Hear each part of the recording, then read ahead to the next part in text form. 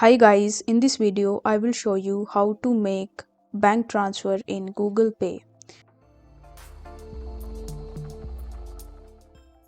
So first of all, you just have to launch your Google Pay application, and once you are on the home page, you are going to see a bunch of different options.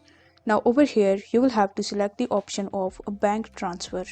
Once you have done that, you will be redirected on the next page where you will be asked to provide the bank details. So in this section, you need to provide your bank's account number, then you need to re-enter your account number.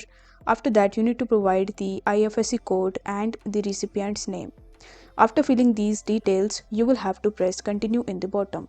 Once done, you will be redirected on the next page where you will be shown the name of the person that you have selected previously. So in this section, you just have to provide the amount that you want to transfer.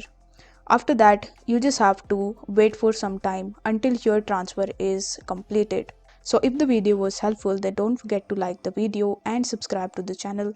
Thank you so much for watching.